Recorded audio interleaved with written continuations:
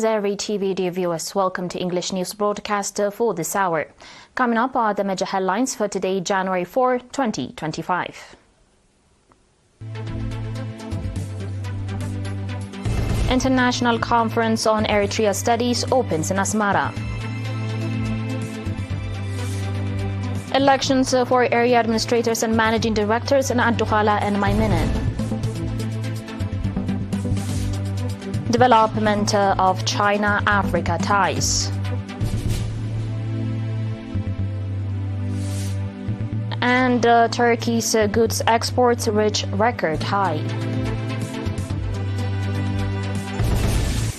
On your domestic reports, International Conference on Eritrea Studies opened today at Asmara Palace Hotel under the theme International and Regional Cooperation for Sustainable Development. The opening ceremony was attended by ministers, senior government and PFDG officials, ambassadors, members of the diplomatic community, heads of UN offices in Eritrea, scholars, professionals, and invited guests. Dr. Halima Mohammed, chairperson of the conference's coordinating committee, noted the growing interest among scholars and practitioners in researching and publishing on Eritrea. She emphasized that investment in research and education is fundamental to all development efforts. The conference aims to facilitate academic exchange, foster collaboration, and promote a deeper understanding of Eritrea's role in regional peace and stability, as well as its contributions to global sustainable development.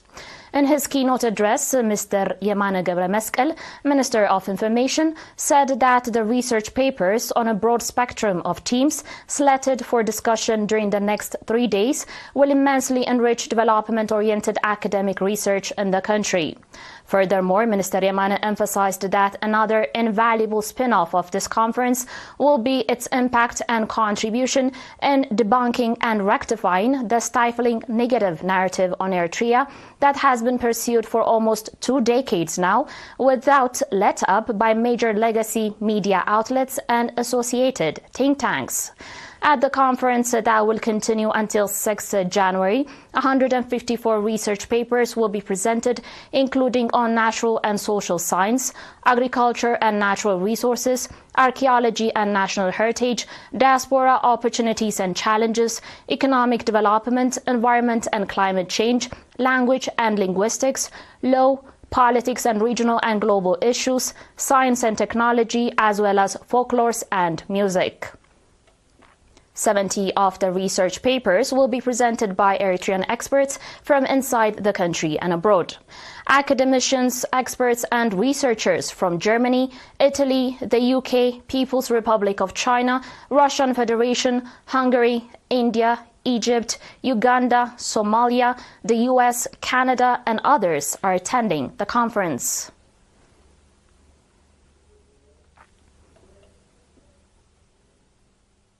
In other news, elections for area administrators, managing directors and village coordinators were conducted in Ad-Duhala and Maimenen subzones. The objective of the elections took place from 18 to 31 December was to replace outgoing officials who had completed their terms. At the elections in 21 administrative areas of Ad-Duhala subzone, 42 area administrators and managing directors, as well as 106 village coordinators have been elected. Mr. Tesfai Abraha, acting administrator of the subzone, commending the strong participation the residents demonstrated in the election process, urged on the newly elected to diligently serve the people that elected them. At a similar election across the 16 administrative areas of Maimenen subzone, new area administrators and managing directors as well as village coordinators have been elected. Noting that the election process has been executed successfully, Lieutenant Colonel Abraham Haile, administrator of the subzone, called on the residents to stand alongside the newly elected in all their endeavors. Dear viewers, do stay tuned for your international reports and more after the short break.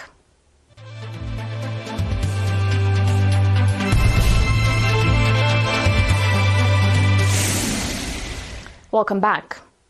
Chinese Foreign Minister Wang Yi's upcoming visit to 4 African countries is intended to promote sustained and in-depth development of China-Africa relations, said the Foreign Ministry spokeswoman on Friday.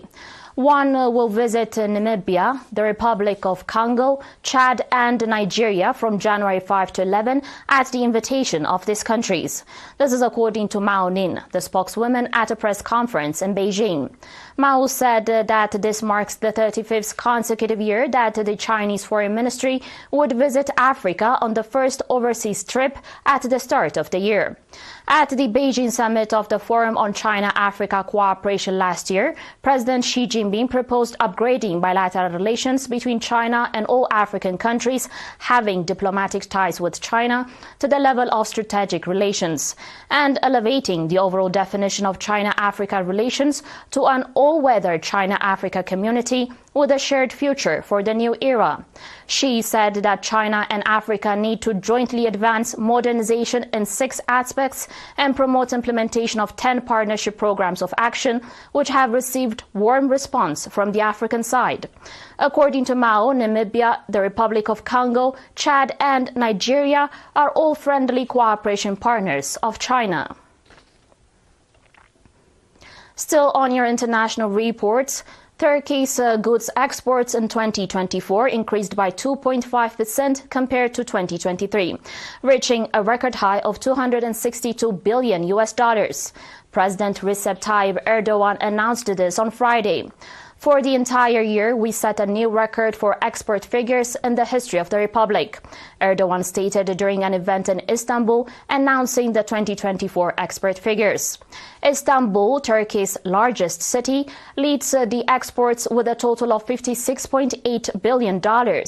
As part of its economic development strategy, the Turkish government has introduced policies to support exporters, including financial incentives and trade agreements in 2024. Erdogan emphasized that the government had provided a total of 24.7 billion Turkish liras to support goods and services exporters. He also highlighted that the budget for export incentives will be increased to 33 billion liras in 2025.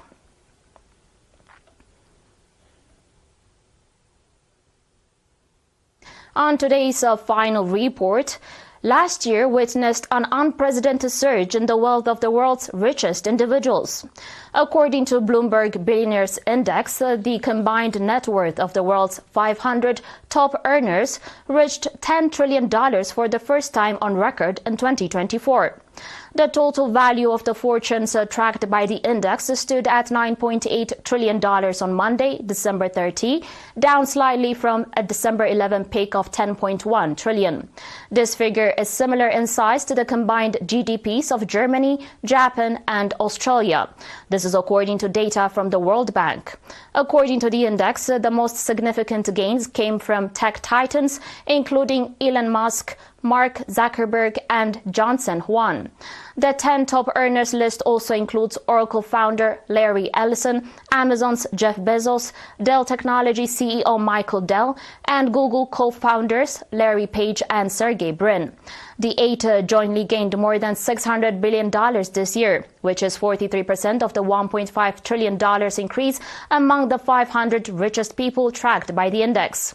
According to Bloomberg, most of the world's top earners benefited from the U.S. stock market rally.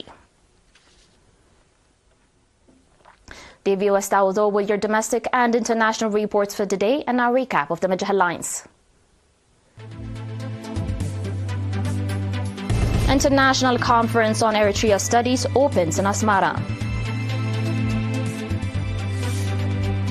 Election for area administrators and managing directors in Ad-Duhala and Maimene. Development of China-Africa ties.